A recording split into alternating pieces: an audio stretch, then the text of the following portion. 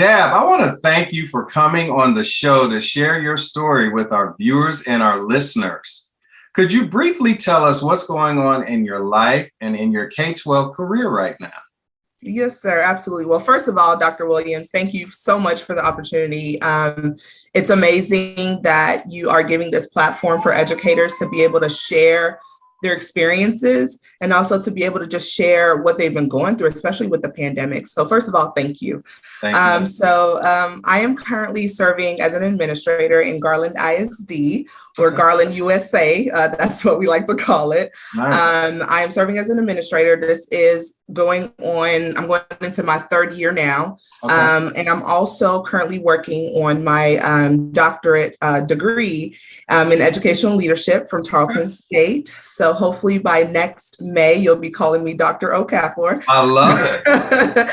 And I recently received my superintendent certification as well. Wow. So I'm really trying to grow in leadership, to make an impact for students and to make an impact for teachers and staff, because education is absolutely important. So that's awesome. Yes, sir. You got a lot going on, and it's obvious you're very, very ambitious. You already have your superintendent certification. Yes, sir. That is really, really cool. Yes. So I don't even have to ask you. I mean, I can skip that question. I mean, we already know what your future goals are, right? You want to be a superintendent one day.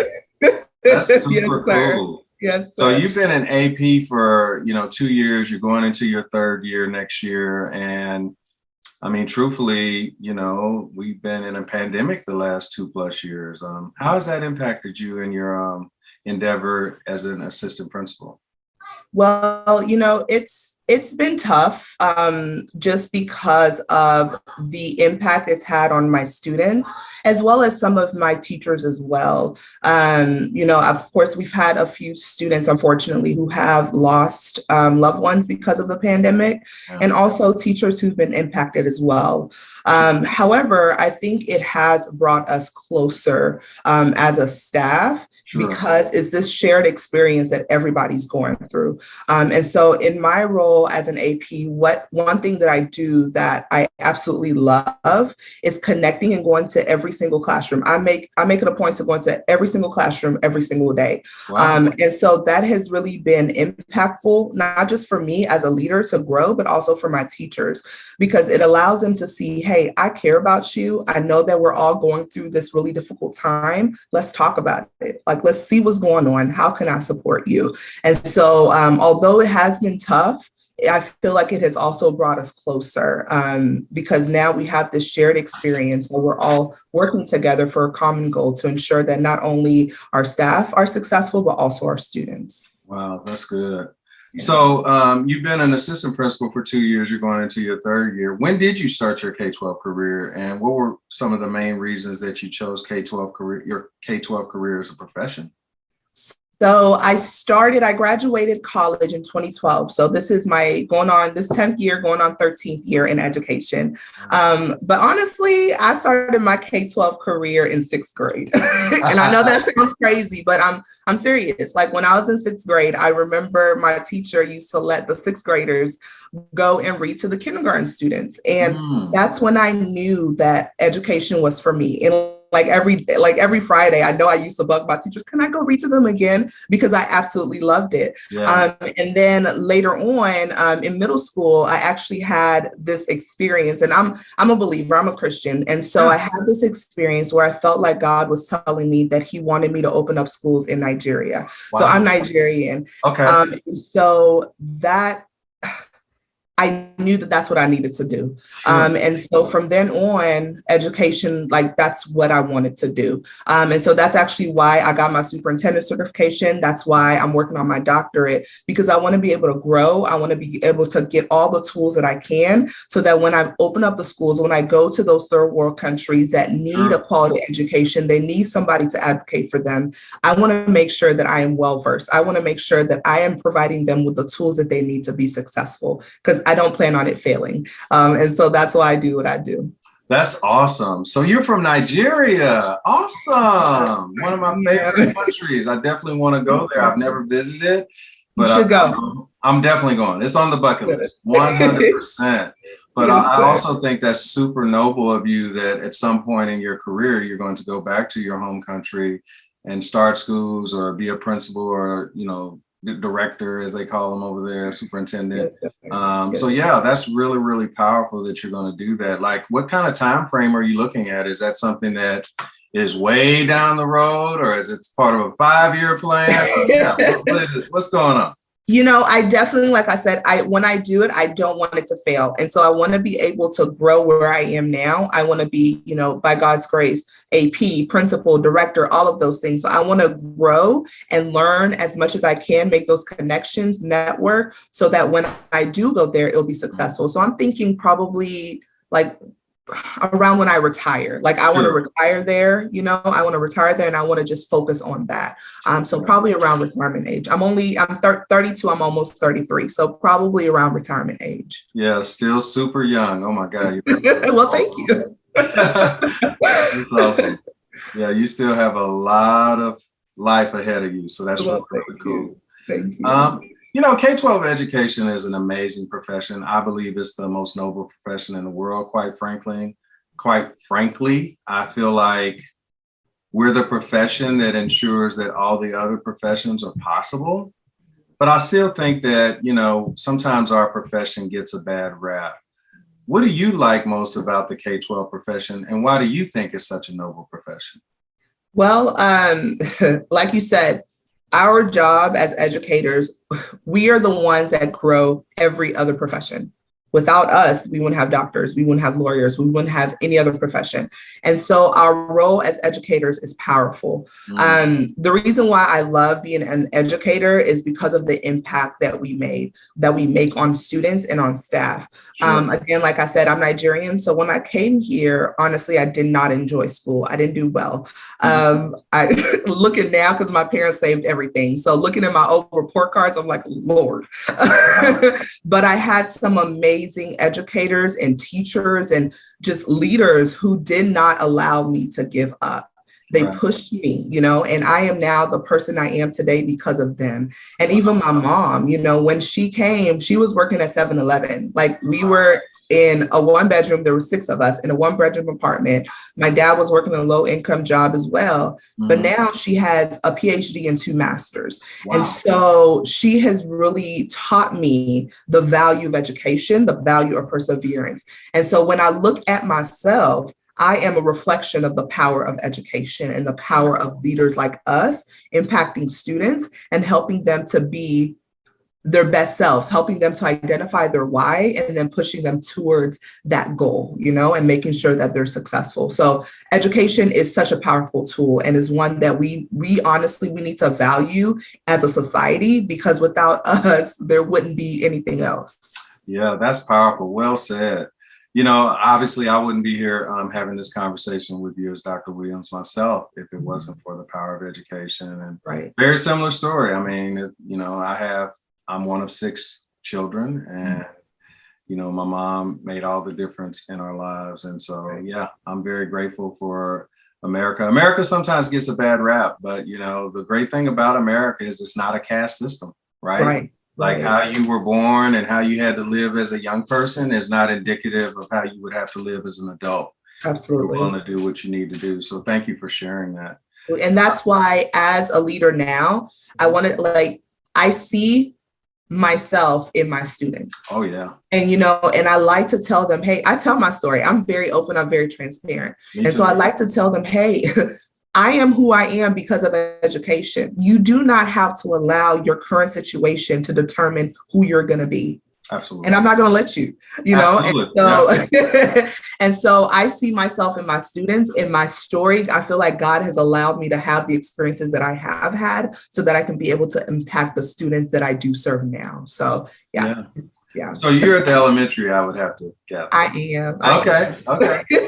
Is that your wheelhouse, or do you see yourself? No. Okay. I mean, honestly, I love elementary. I do, but I love serving, secondary as well. Again, I want to be a superintendent one day by God's grace. And so I want to be able to get a vast experience from different levels, different grades. And so, no, I'm definitely not, I have to be in elementary. Wherever God has me to be, that's what I'm doing. No, that's powerful. So, K-12 education is like any other profession. What do you like most about K-12 education? What is some areas that we need to improve as a profession? I think what I love about it, again, is the impact we make on student lives. Sure. Families, they need us. Like even like on my campus this year, we were able to connect with some community members. It's a church. And they were able to provide our students with free shoes, Puma shoes. So we got a bus, we took them to Puma, we were able to give them free shoes. And so education and schools, we do so much partnering with communities and different resources to really impact families. And so that's what I love about it, just the connection and that community that we can make with families and the impact that we can make with students. That's why we do what we do. I think an area that I feel like we need more, support in is the way we value our teachers. Right now, I feel like there's a lot of teacher burnout and there's a lot of teacher turnover. Sure. And I think it's because we don't always value our teachers the way we ought. However, I feel like we are in a good place. Like, for example, my district has raised the payment for teachers. So now the starting salary is $60,000. Wow. That's a long time coming. Our teachers deserve it. They deserve to be paid what they've earned. They work their butts off, and a lot of times they're working weekends, they're working after school. Like their job is almost 24 hours. And so I feel like we really need to start valuing our teachers for the work that they do. And again, my district, I love Garland ISD because we are like the front runner in making sure that our teachers are valued. But I wish that we will see that throughout our nation, paying teachers what they deserve, giving them what they deserve, because like even insurance is crazy, and so just being able to value our teachers is one thing that I wish we could do better in. Yeah. So, that's very well said. And I totally agree with you. And unfortunately, especially in the South, teachers are not paid. You have assistant managers at McDonald's in some cases that are making more than teachers. It's sad. Which is stunning. Right. So we definitely need to do something as a country to ensure that our teachers are valued. And a good starting point is money. It is. So they have to live, Absolutely. So thank you for sharing that. You're a mother, you're a wife, and you're a school administrator. How do you maintain work-life balance with all that? Oh, Lord. I have not mastered it yet. Sure. However, and that's just being transparent. Sure. However, I feel like I'm in a good place. I have an amazing husband who supports me. If I can't pick up the kids, he picks up the kids. So we have a lot of give and take. And I think that's what makes a difference. Having a partner, having someone who you can do life with. And I have that with my husband. And so that has really made things a lot easier for me. And then also just my belief in my Christianity and just being able to have something to fall back on, being able to read the word and meditate and, things like that when things get stressful. And I know you can probably hear my babies in the background. That's all good. And so just being able to find that balance. And then also I've started like walking and working out. Okay. And I've seen that has really helped me just to kind of de-stress and just find those times for myself has also been very, very helpful. Yeah, you brought up a really, really good point. Self-care, I think with this pandemic is such a big issue because I've always looked at it, and I'll just use this water bottle as an example. If this is us as human beings, if this is us as educators or administrators, how can we pour into somebody if we're on empty? Exactly. Right? Exactly. So we have to keep our cup full. And part of that is, like you said, meditation, the word, self-care as it relates to your health. So I'm a big believer in that. And actually I've doubled down on that since this pandemic because, mental health has come to the forefront. Yes. And, I've always told my staff, like, if you're coming in on E, then you're no good to your students. Right. So if you need to take a mental health day, take a mental health day. Absolutely. Okay, we're going to be okay, but we need you to come in here with your cup full. Right. You know what I mean? Exactly. So, that's important. And I am the same way too. Like even like with my babies are small. So like my youngest is 3. So I have a 3-year-old, a 5-year-old, almost a 7-year-old, and an almost 9-year-old. So they're pretty small, and they're pretty young. And so like the other day, my pre-K baby had graduation. And so I was like, I have to go, like making sure that you're prioritizing those things that are important. This was one thing that I've really, I've kind of determined that that's what I need to do. When I come to work, I give my all to my work. I give my all to my students and my staff. But when it comes to prioritizing, making sure that you're doing that is also very, very important. Very important. Family first, right? Yes, absolutely. Always. Yeah. Yeah. So if you had to do it all over again, Dab, would you have become a K-12 educator? Oh, absolutely. Oh, no question. Oh, so this is a calling for you. This is a calling. I told you when 6th grade, I knew that I wanted to be a teacher. Yeah. 8th grade, God told me to go into education, to open up school. So there is nothing else that I would be doing. And I have really seen the impact of what I do. Like, for example, even earlier this year, because I lead PLCs on my campus. And so after PLCs, one of my teachers, she was leaving, she turned around and she was like, Ms. Okafor, can I tell you something? I was like, yeah, sure. What's up? And she was like, I was listening to a podcast and they were talking about what makes an effective leader. And I automatically thought about you. Wow. I was like, girl, priceless.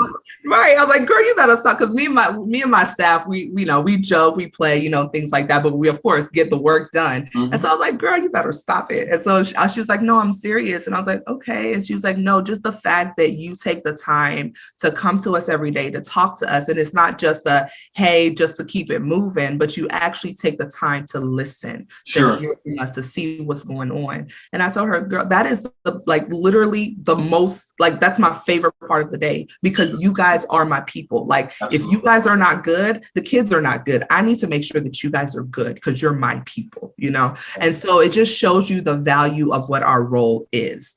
So yeah, this is it. This is who I am. That's so awesome. Yeah. So look, Dab, I want to thank you for coming on the show today. But before you leave, could you please, there's people that are watching you all over the world right now.